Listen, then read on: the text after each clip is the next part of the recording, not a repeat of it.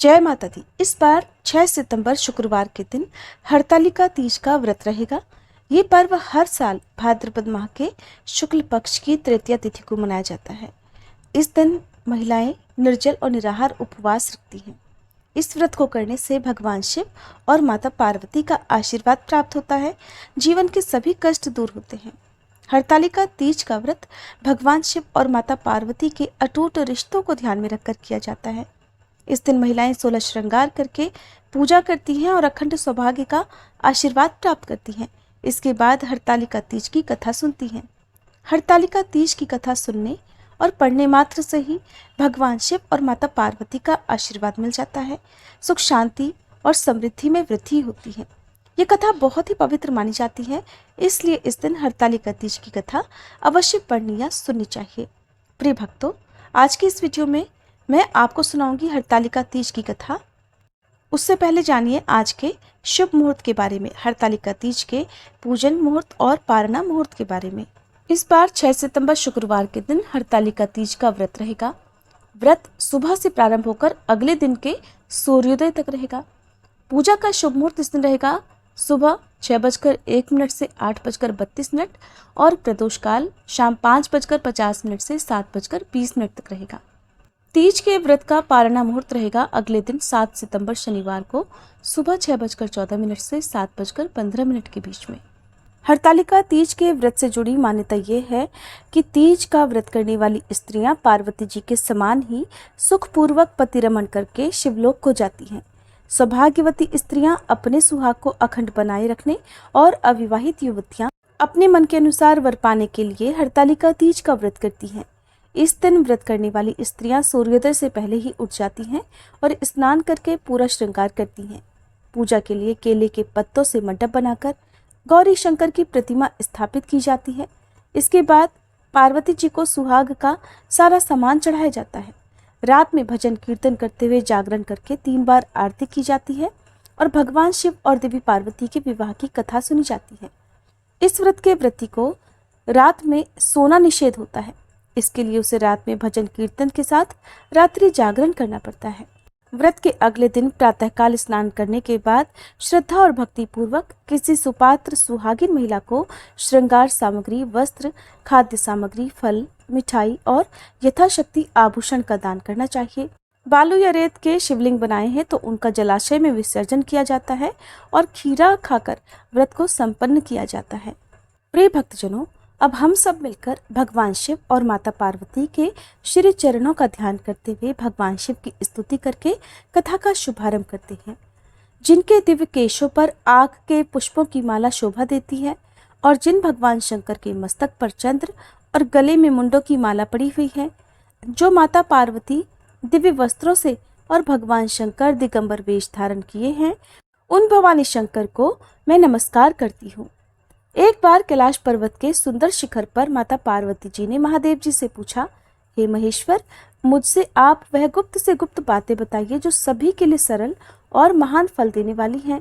हे नाथ, यदि आप मुझसे प्रसन्न हैं तो आप मुझे दर्शन दें, और हे जगन्नाथ, आप आदि, मध्य और अंत रहित हैं। आपकी माया का कोई पार नहीं है। आपको मैंने किस भांति प्राप्त किया? कौन से व्रत, तप या दान के पुण्य फल से आप मुझको वर रूप में मिले? तब महादेव जी कहने लगे, हे देवी, मैं आपके सामने उस व्रत के बारे में कहता हूँ जो परम गुप्त है। जैसे तारागणों में चंद्रमा और ग्रहों में सूर्य, वर्णों में ब्राह्मण, देवताओं में गंगा, पुराणों में महाभारत, वेदों में साम और इंद्रियों में मन श्रेष्ठ है, वैसे ही पुराण और वेद सब में इसका वर्णन आया है, जिसके प्रभाव से तुमको मेरा आधा आसन प्राप्त हुआ है। हे प्रिय, उसी का मैं तुमसे वर्णन करता हूँ, सुनो। भादो मास के शुक्ल पक्ष की हस्त नक्षत्र के दिन इस व्रत का अनुष्ठान मात्र करने से सभी पापों का नाश हो जाता है। तुमने पहले हिमालय पर्वत पर इसी महान व्रत को किया था, जो अब मैं तुम्हें सुनाता हूँ, ध्यान पूर्वक सुनो। तब पार्वती जी बोली, हे प्रभु, इस व्रत को मैंने किस लिए किया था ये मुझे सुनने की इच्छा है, सो कृपा करके कहिए। तब शंकर जी बोले, आर्यावर्त में हिमालय नामक एक महान पर्वत है, जहाँ अनेक प्रकार की भूमि अनेक प्रकार के वृक्षों से सुशोभित है, जो सदैव बर्फ से ढके हुए और गंगा जी की कलकल ध्वनि से शब्दायमान रहता है। हे पार्वती जी, तुमने बाल्यकाल में उसी स्थान पर परम तप किया था और 12 वर्ष तक के महीने में जल में रहकर और वैशाख मास में अग्नि में प्रवेश करके तप किया। सावन के महीने में बाहर खुले में निवास कर अन्न त्याग कर तुम तपस्या करती रही। तुम्हारे उस कष्ट को देखकर तुम्हारे पिता को बड़ी चिंता हुई। चिंता में वह सोचने लगे कि मैं अपनी इस कन्या का विवाह किससे करूं। एक दिन देवर्षि नारद जी वहां आए और देवर्षि नारद ने तुम शैलपुत्री को देखा। तुम्हारे पिता हिमालय ने देवर्षि को अर्घ्य पाद्य आसन देकर सम्मान सहित बिठाया और कहा, हे मुनीश्वर, आपने यहाँ तक आने का कष्ट कैसे किया? कहिए क्या आज्ञा है? तब नारद जी बोले, हे गिरिराज, मैं श्री विष्णु भगवान का भेजा हुआ यहाँ आया हूँ। आप मेरी बात सुनो। आप अपनी कन्या को उत्तम वर को दान करो। ब्रह्मा, इंद्र, शिव आदि देवताओं में विष्णु भगवान के समान कोई भी उत्तम नहीं है। इसलिए मेरे मत से आप अपनी कन्या का दान भगवान विष्णु को ही दे दें।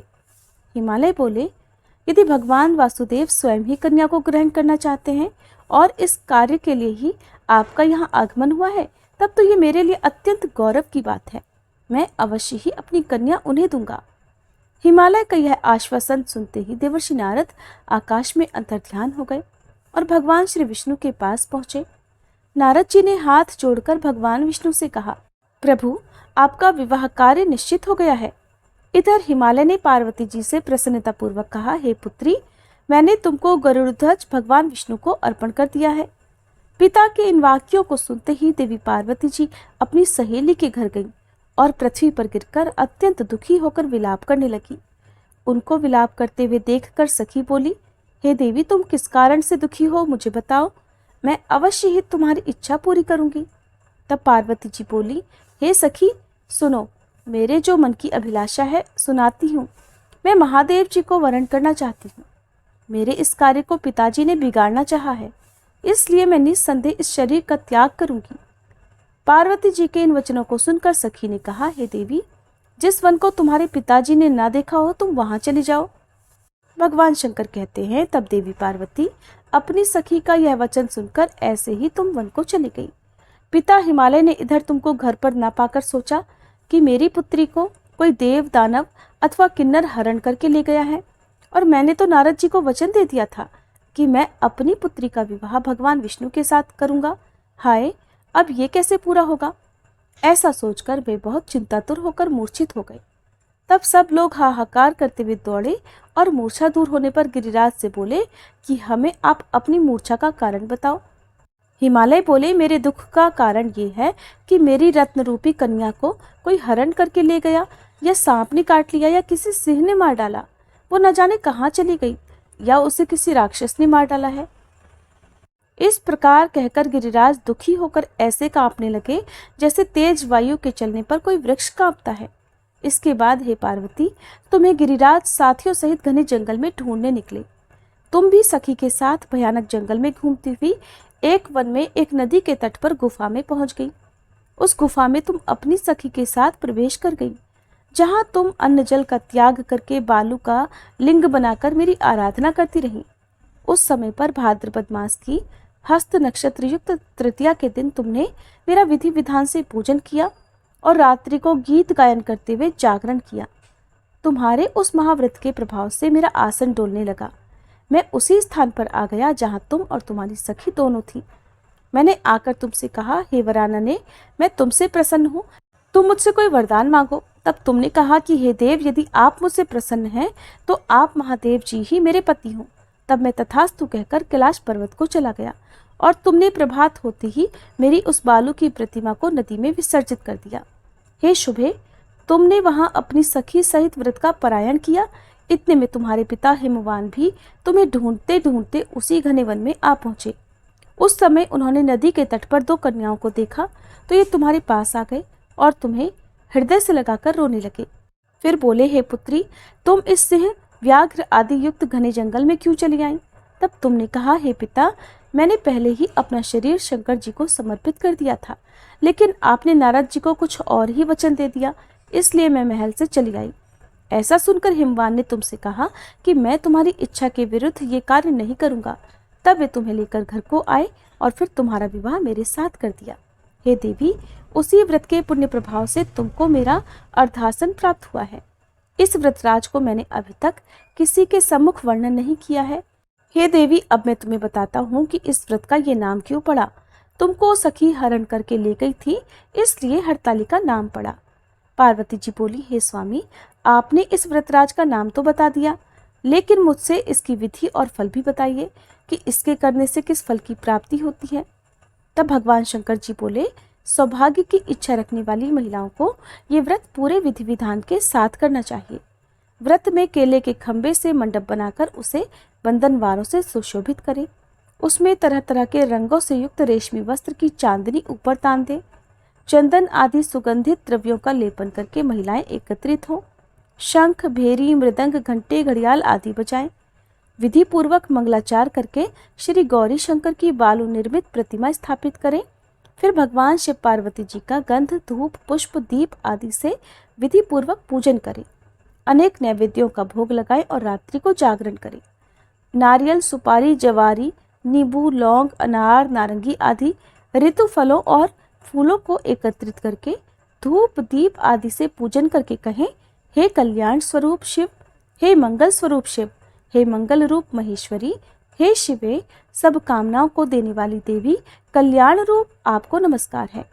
कल्याण स्वरूप माता पार्वती, हम आपको नमस्कार करते हैं। भगवान शंकर को सदैव नमस्कार करते हैं। हे ब्रह्म रूपिणी, जगत का पालन करने वाली माँ, आपको नमस्कार है। हे सिंहवाहिनी, मैं सांसारिक भय से व्याकुल हूँ, आप मेरी रक्षा करो। हे महेश्वरी, मैंने इसी अभिलाषा से आपका पूजन किया है। हे देवी, आप मेरे ऊपर प्रसन्न होकर मुझे सुख और सौभाग्य प्रदान कीजिए। इस प्रकार के शब्दों द्वारा उमा सहित शंकर जी का पूजन करें। विधि पूर्वक कथा सुनकर गौ, वस्त्र, आभूषण आदि ब्राह्मणों को दान करें। इस प्रकार से व्रत करने वाले के सारे पाप नष्ट हो जाते हैं। कथा समाप्त। प्रेम से बोलिए, बोले शंकर भगवान की जय, माता पार्वती की जय। उम्मीद है ये कथा आपको अच्छी लगी होगी।